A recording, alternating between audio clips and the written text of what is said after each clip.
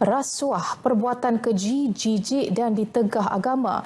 Ia menjadi barah dalam masyarakat disebabkan sikap tamak untuk kaya dengan cara mudah. Lebih dikesali pemimpin yang diberi amanah mentadbir negara tanpa segan silu terbabit dengan perbuatan tidak bermoral itu.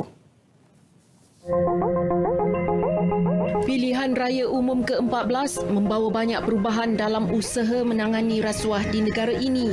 Selepas tahun mengambil alih pemerintahan negara, jelas manifesto Pakatan Harapan PH untuk membebaskan Malaysia dari gejala rasuah dilaksanakan dengan penuh komitmen dan tanggungjawab. Malah, ada yang menyifatkan usaha menangani rasuah pencapaian terbaik kerajaan PH, khususnya kepimpinan Tun Dr. Mahathir Mohamad sejak mengambil alih tampuk pemerintahan negara tahun lalu. Daripada 60 manifesto yang ada, 20 adalah berkaitan dengan isu governance, integrity dan anti-corruption. Dan hampir semua ke-20 ini telah pun dibincang dan mula menunjukkan perkembangan-perkembangan daripada semasa ke semasa. Kita membuat dua proses, satu pembersihan dan satu pembetulan ataupun pemulihan. Pembersihan itu sedang buat, itu perkara yang lepas. Tetapi yang lebih penting ialah perkara yang akan datang.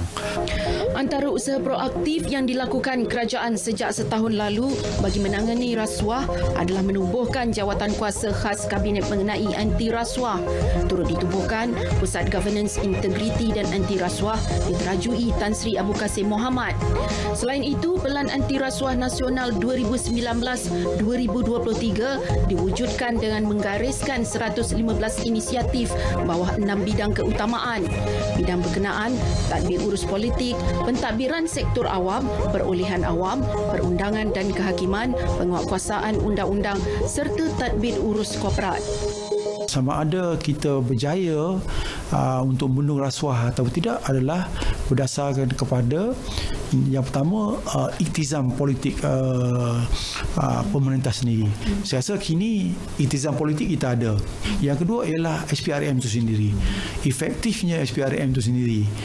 Nampak gaya setakat ni SPRM sangat aktif dan efektif. Bagi rakyat Malaysia, keseluruhannya harus bersyukur dengan usaha dan komitmen berterusan kerajaan memerangi rasuah. Malaysia kini bukan lagi seperti beberapa tahun lalu yang dianggap negara kleptokratik. Sebaliknya, kini sebuah negara berintegriti dan dihormati. Bukan mustahil, kedudukan negara dalam Indeks Persepsi Rasuah Transparency International juga bertambah baik, sekaligus mengangkat imej Malaysia. Ranking dia naik daripada 62 kita naik kepada 61.180. Maknanya ada peningkatan lah walaupun dalam 5-6 bulan ni.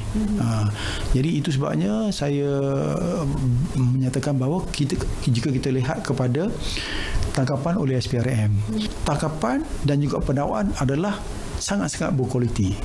Ia tergolong pada golongan-golongan elit, golongan-golongan dan juga skandal-skandal yang besar yang mereka ditangkap, didakwa. Sehingga hari ini saya amat berpuas hati kerana kebanyakan cadangan-cadangan yang kita cadangkan kepada kerajaan diluluskan dan yang paling penting dia dilaksanakan.